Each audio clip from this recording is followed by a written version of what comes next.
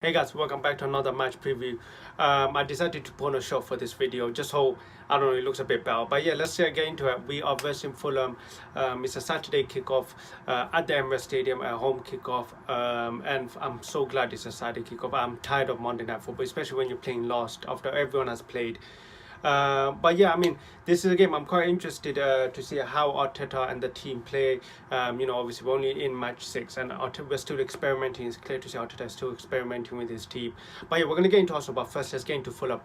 Fulham, I believe last season they did finish 10th, and you know what, Fulham are a team that play really good football. I think they were a team that did go under the radar, but I think they did really. I think they are a really good team. Obviously, they do have a major loss with the loss of Mitrovic. Obviously he's gone to Saudi Arabia for crazy price, £45 million. I mean, I'm looking at that now, I'm just wondering how much is Balogun worth.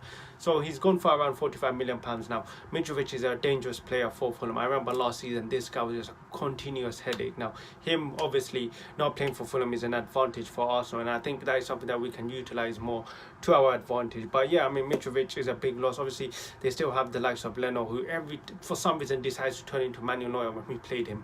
But yeah, I mean, look, it's going to be an interesting game. I believe Fulham, they have lost their last game, but they have beaten Everton, so they are 1 win and 1 loss. So they are still a tough team. I mean, if I'm looking at our head-to-head records, we beat them last season 3-0, and and then we did the double of them, 3-0 and 2-1. So yes, it's a team that we do have a good record against, but it's a new season and things are unpredictable, especially with the Premier League. But yeah, let's get into Arsenal. Look, the most important thing for me is I want to see how Arteta lines up. Now, last game we played with Kai Havertz with Thomas Partey inverted. Now, you saw Gabriel coming in and we saw Zinchenko coming in. Now, the question is Arteta going to play both of them for this game? For me personally, I think he should. I think we need to go back to our old system.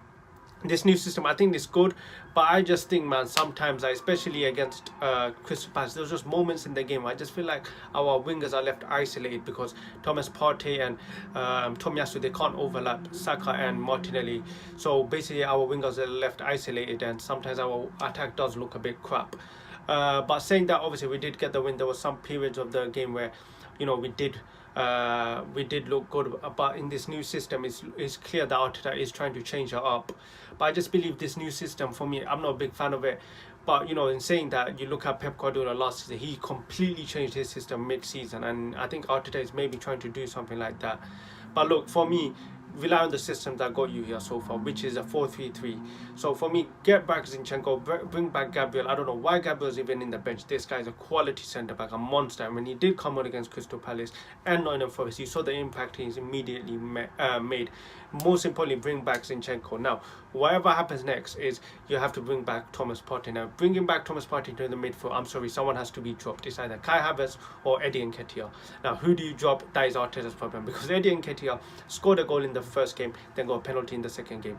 Kai Havertz, yes, I know he didn't score, but he did make some impact. So for me, it's on Arteta. He's the manager. He's the one responsible for this decision. Who do you drop, Kai Havertz or Eddie Nketiah? For me personally, I would drop Eddie Nketiah. I would play Kai Havertz in that centre. I believe against Manchester City, I think he looked really good, and I think he's a player that really, for me, he's more of a centre forward than a midfielder.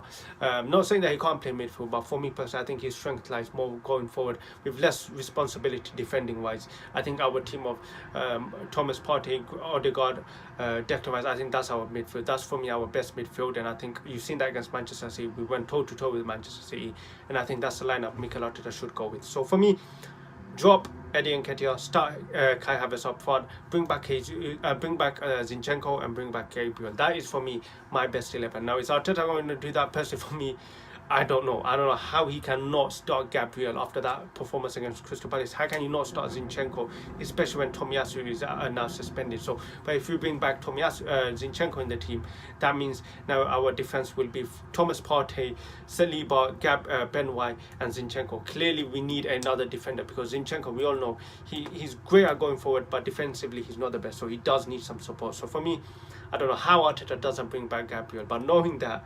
Arteta is so stubborn, and it's not a bad thing, but it's just, that is one thing against him. He is so stubborn. So for me, I believe, don't be surprised if he rolls out with that same lineup. But that's for me.